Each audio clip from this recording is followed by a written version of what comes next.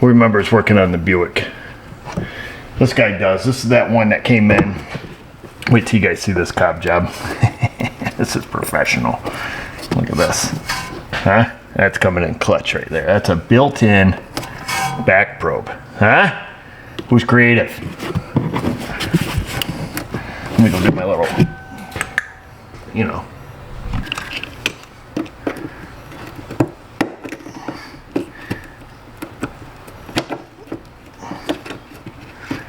Come on, my guy. Last time the thing slipped off accidentally. There we go. Now we got it out for realsy. At any rate, if you remember correctly, we looked in service data and it showed this connector and it showed the repair pin number. And we thought everything was great. We called up Chevy. They sent us a new one. And then, so that was the next day. It's been about a week now, because that was like on a Friday or something. They sent me the pin. However, this is the male pin. And the part number, the only part number that they have listed is for the female half. All right. We don't have any cutters with us, so we're gonna bust our zip tie here. Just by holding it like that, I guess. Get out the knife. We're ill prepared for this job. There we go. So I got service data back up, looked this connector back up. I don't remember the connector number. It's not really important. X something, I'm sure. 305 maybe. And for the male half terminals, they said serviced in wiring harness only. Imagine that. Well, that's stupid. We're obviously not going to put a harness on it to replace a single wire because that's foolish. I'd already removed the male pin. I left the cavity open because I had it all tore apart with the anticipation of fixing it the day that GM showed up. Then I found out we had a girl instead of a boy. Yada yada. So I'll take this little guy off. This is going to require the glasses, which I brought with me for once. So because we don't want to replace the entire connector, I didn't unhook the battery, so I gotta be careful here because I don't know who's hot and who's not. We'll pull that little guy out.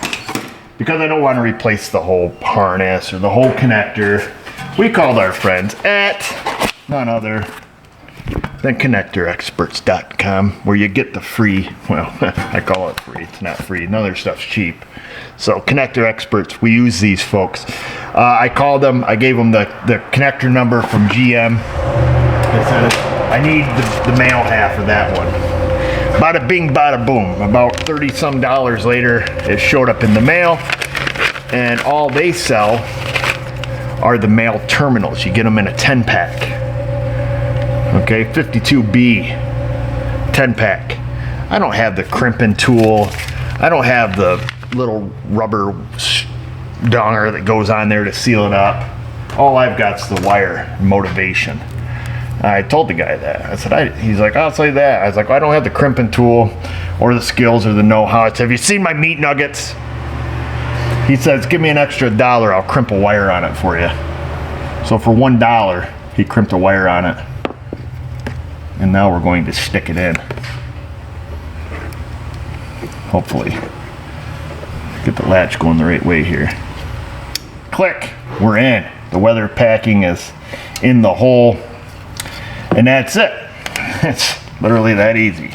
Comes with a 12-inch lead on it here. And then hopefully we don't screw this part up. So I guess the moral of this story is, if you need connector parts, check out our friends at connectorexperts.com. Not a sponsor. I paid for it fair and square. Like I said, I've used them in the past. Now, I think it was 30, I don't know, it was 30 some dollars, 33 bucks or something shipped, the whole shebang. But to be honest with you, the one from GM, I think, was that same price for their 5-pack of the female halves. Of course, they all had leads on them. So yeah, sometimes these pigtails and terminals and stuff like that can be quite expensive. To dissolve the comment section that's about to go crazy, why don't I have all of the different terminals and assortments and crimpers? And because I don't need them that often, and anytime I do, it's always something different, something obscure, something I wouldn't have even if I had them. You know, I've got some universal stuff here, but need to calm down, folks. I can't have everything in stock, every style connector, from, you know, the little ones to the big ones and all the different brands. That would be prohibitive. I would never have the one I need typically, and it would be a waste of money. Because these folks are out of Chicago. That's in Illinois. Gosh dang it. And I think it only takes a day or two for the stuff to show up. And most stuff I buy OEM anyways, but there are little things like this that I get from them.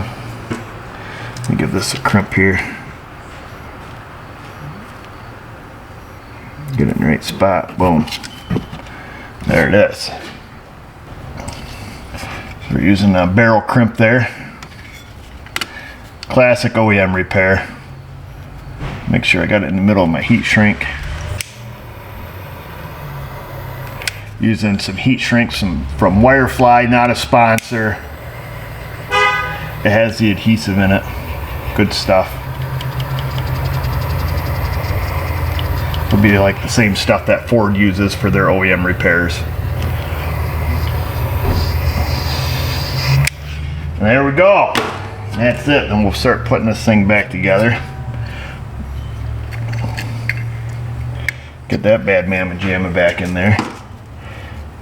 I wasn't sure if we had to remove that to reinstall the pin or not, but I know that because I don't know if the release tab will open up without that white thing removed. And we'll get this thing slid in there. This can be a little bit of a pisser, but at any rate, I think, not to toot connector expert's horn, because I could be wrong about all this, but I believe that you can send them a picture of your connector and they can identify it from there, pictures of your terminals, you know, stuff like that. Fortunately for me, you know, having OEM service data, I could just give them the OEM connector number and the guy could look it up like that. He'd give me the male half, the female half, the terminal numbers, the wire, you know, everything. Anything I wanted. That's what he said. Anything you want, it's yours. He didn't say that. All right, there's that. I'm gonna throw a little tape on there. We'll stuff that thing back together. This guy will be happy. And yeah, you feel more than welcome to steal this idea. I've done this on multiple occasions waiting for parts.